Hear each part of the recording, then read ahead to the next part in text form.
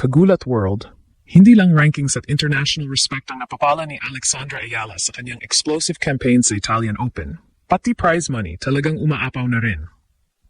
Habang patuloy na ginugulat ng 20-year-old Filipina sensation ang tennis world sa Rome, unti-unti ring lumalaki ang guaranteed earnings niya sa isa sa pinakamalalaking tournaments ng WTA calendar. Sa pag-abot niya sa third round ng singles event sa Italian Open, nakasecure na agad si Alex ng hindi baba sa 46,008 euro o mahigit 3.2 million. Pero dito lalong naging wild ang sitwasyon, hindi pa doon natatapos ang laban niya. Habang mainit ang usapan tungkol sa kaniyang singles breakthrough, tuloy pa rin ang kaniyang doubles campaign kasama si Hailey Baptiste.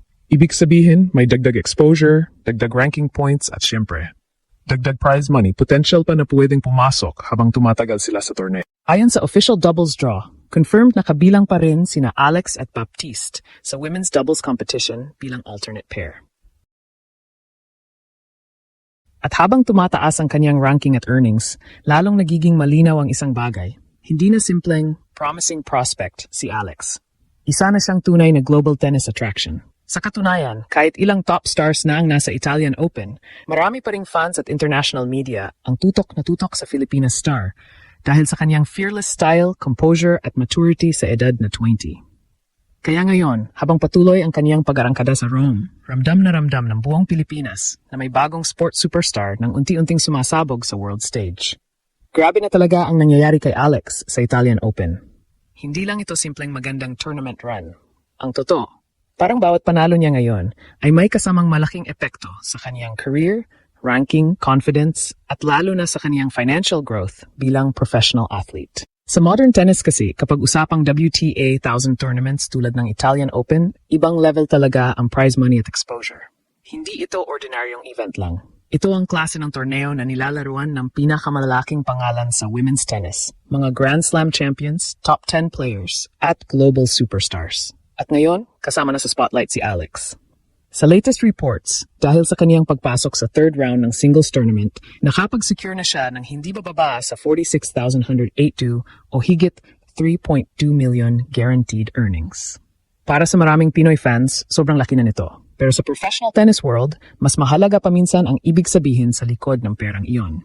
Ibig sabihin kasi nito, tuloy-tuloy nang umaangat si Alex sa tier ng mga players na regular nang nakakapasok sa malalaking WTA events. At habang lumalalim ang kaniyang tournament runs, mas lalaki pa ang sponsorships, endorsements, appearance value, at future tournament invitations niya. Kaya hindi aksidente kung bakit parami ng parami ang international media na sumusubaybay ngayon sa Filipina sensation. Pero mas nakakagulat pa rito ang isang detalye na hindi masyadong napapansin ng casual fans. Habang pagod na ang karamihan sa singles competition, tuloy pa rin si Alex sa doubles competition, kasama si Hailey Baptiste. Ayon sa official women's doubles draw ng Italian Open, active pa rin ang tandem nila bilang alternate entry matapos makapasok sa main draw. At malaking bagay yon. Dahil sa tennis, sobrang hirap pagsabayin ng singles at doubles sa high-level tournaments. Ibig sabihin, hindi lang stamina ang ipinapakita ni Alex dito, kundi elite-level conditioning at maturity na rin bilang professional athlete. Ito rin ang dahilan kung bakit maraming tennis analysts ang lalong humahanga sa kanya ngayon. Kasi noong mga nakaraang taon, madalas tingnan si Alex bilang future prospect lang. Pero ngayon, ibang usapan na. Nakikipagsabayan na siya sa pinakamahuhusay na players sa mundo habang dinadala ang pressure ng pagiging mukha ng Philippine tennis. At ang pinaka-nakakabaliw dito, 20 years old pa lang siya. Habang karamihan sa young athletes ay naghahanap pa lang ng consistency, si Alex ngayon ay kumikita na ng milyon-milyon, lumalaban sa biggest stages, at unti-unting naging isa sa pinaka-dangerous rising stars sa women's tennis. Kaya habang nagpapatuloy ang kaniyang Italian Open journey, maraming Pilipino ang napapatanong. Hanggang saan pa kaya abot si Alexandra Ayala bago tuluyang yumuko ang buong tennis world sa galing ng Pinay Phenom? Habang mas lumalalim ang takbo ni Alex sa Italian Open, mas lalong nagiging malinaw na hindi lang simpleng hot streak ang nangyayari rito. Ito na mismo ang klase ng breakthrough na kayang magbago ng buong trajectory ng isang tennis career.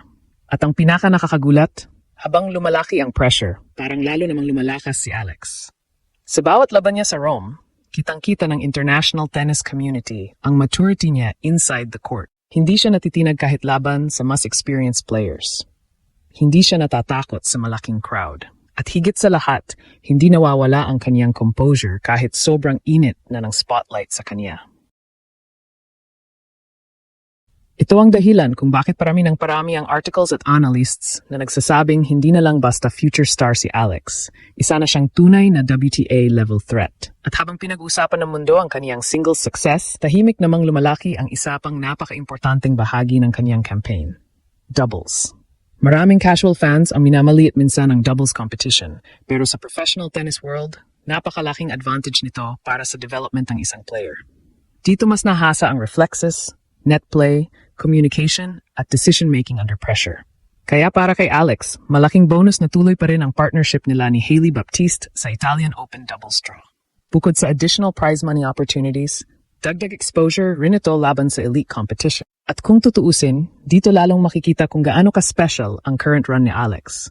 Imagine this, habang halos lahat ng media focus ay nasa kanyang singles performance, nagagawa pa rin niyang manatiling competitive sa doubles. Ibig sabihin, hindi lang siya physically prepared, mentally locked in din siya buong tournament. Hindi biro yon. Sa Rome pa lang, milyon-milyon na agad ang guaranteed earnings niya mula singles. Pero kapag nagtagumpay pa sila sa doubles, posible pang madagdagan ang kanyang total winnings at ranking points. At sa tennis world, napakalaking bagay ng ranking climb dahil direktang naapektuhan nito ang future tournament entries, seedings at sponsorship value. Kaya habang tumataas ang kanyang earnings, mas lumalaki rin ang epekto niya sa sports landscape ng Pilipinas. Sa katunayan, marami ng fans ang nagsasabing si Alex na ngayon ang isa sa pinakamalaking international sports stars ng bansa. Dahil hindi lang siya basta nananalo, ginagawa niya ito laban sa world-class competition habang dala ang pressure ng pagiging Pinay athlete sa global stage.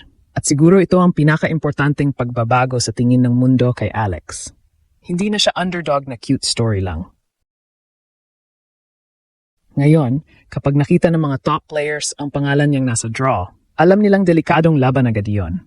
Kaya habang patuloy na lumalaki ang kanyang earnings, fame, at confidence sa Italian Open, isang bagay ang ramdam ng buong Pilipinas. Parang bawat palo ni Alex ngayon, mas lalo niyang binubuksan ang pinto para tuluyang mapasama ang pangalan ng Pilipinas sa pinakamataas na level ng world tennis.